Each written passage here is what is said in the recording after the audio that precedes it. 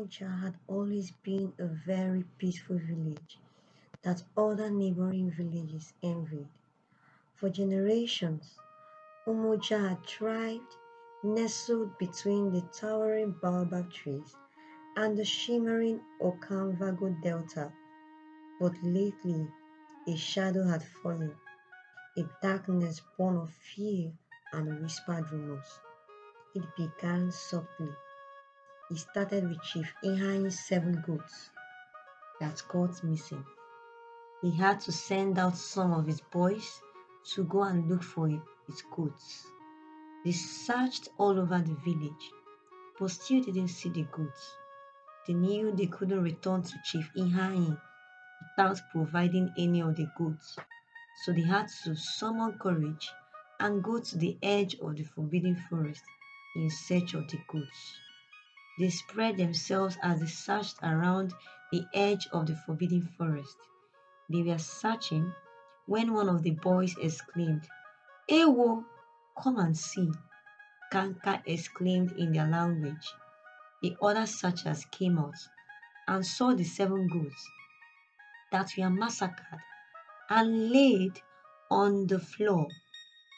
The goats were covered with their blood. As they looked closely, they saw that the person who had done such a heinous thing had used the blood of the goats to circle round the place where the goats had laid.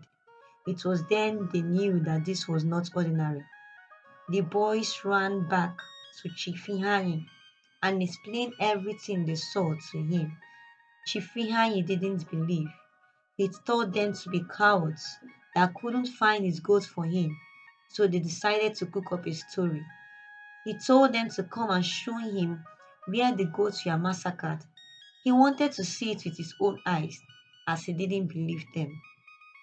Chifihanyi's boys took him to the forbidden forest, and when Chifihanyi saw how brutal the goats were killed, and also the blood used in circling round the goats, his feet started to tremble. His boys had to carry him home because he couldn't stand on his feet again. They were wobbling. After that incident, Chief Ihani felt terribly ill and died. Then next came the visions. He started with Abi's dream. Abi was the son of the village widow, Marani, who had sight. After her husband died, she decided to dedicate her life in seeing for the village and the villagers also. She was loved greatly. Marani's son Abi woke up one morning and was shouting, Evil! Evil! There is evil in the land. He narrated to his mother the dream that he saw. He saw someone that was evil and was planting evil in the land. Marani refused to say anything because she had seen a similar vision earlier, but didn't want to say it out so that she wouldn't arouse fear in the people.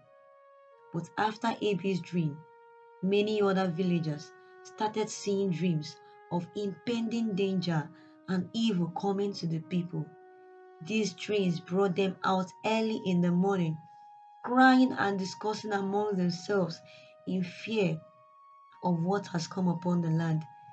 Many people had said that the evil that they saw in their dreams was one person, Imbaku. Imbaku was only spoken about in hushed tones. The villagers were scared of speaking about him openly for fear of what might happen to them. He had arrived in Umoja several months ago, a stranger with a skin the color of dark mahogany and eyes that seemed to hold the secrets of ancient forests. He built his hut on the edge of the forbidden forest, a place elders warned held spirits both benevolent and malevolent. He kept to himself, tending a strange garden of herbs and whispering incantations that drifted on the wind like curses. Old Mama Nadi, the village storyteller and keeper of traditions, was the first to voice the growing fear. He is a sorcerer, she croaked, her voice raspy like the rustling of dry leaves. He wields magic we do not understand. The spirits are restless because of him. Chief Mose, a wise and pragmatic leader, tried to quell the rising panic. Mbako keeps to himself, he reasoned. He has done no harm. We cannot judge him based on whispers and superstitions. But fear, like wildfire, is difficult to contain. The mysterious events continued, each one amplifying the suspicion surrounding Mbako. Children began to avoid the edge of the forbidden forest, their laughter replaced by anxious glances. Men stayed closer to their homes, their spears held tighter in their calloused hands.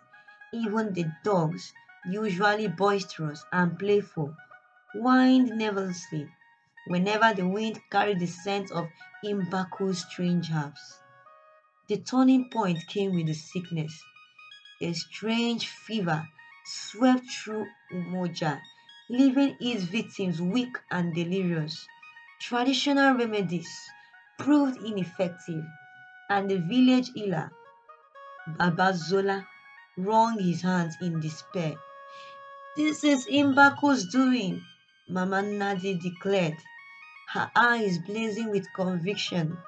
He has poisoned the land, cursed our people. We must act before it is too late. Marani nodded in agreement. The other villagers also agreed. Something had to be done.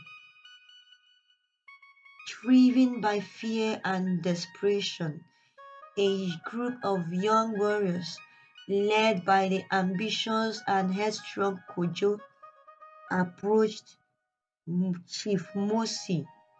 We must confront Imbaku, Kojo declared, his voice trembling with barely suppressed anger.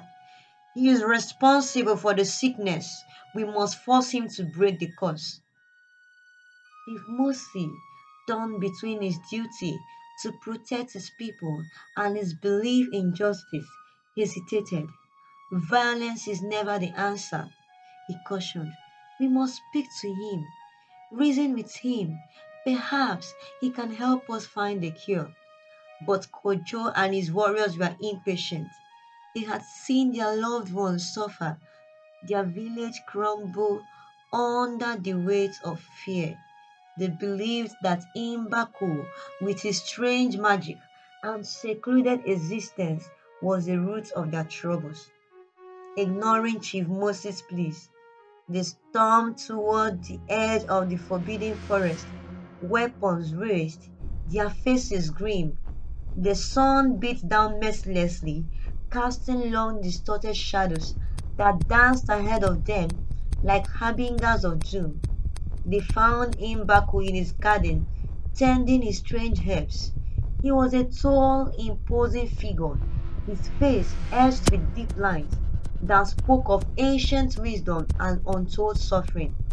He looked up, his eyes indeed like burning embers, fixed on the approaching warriors. You are responsible for the sickness that plagues our village, Kojo roared. His spear pointed directly at Imbaku's chest. You have cursed us with your dark magic. You must break the curse or face the consequences. Imbaku remained silent, his expression unreadable.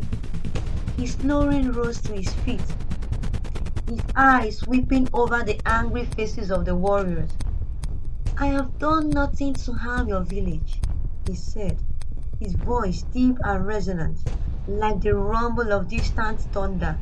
I am a healer, not a sorcerer. I have been studying these herbs, searching for a cure for your sickness. Lies, Kojo spat. We have seen your rituals, heard your incantations. You are a practitioner of dark arts, a danger to our people. The tension crackled in the air, thick and suffocating.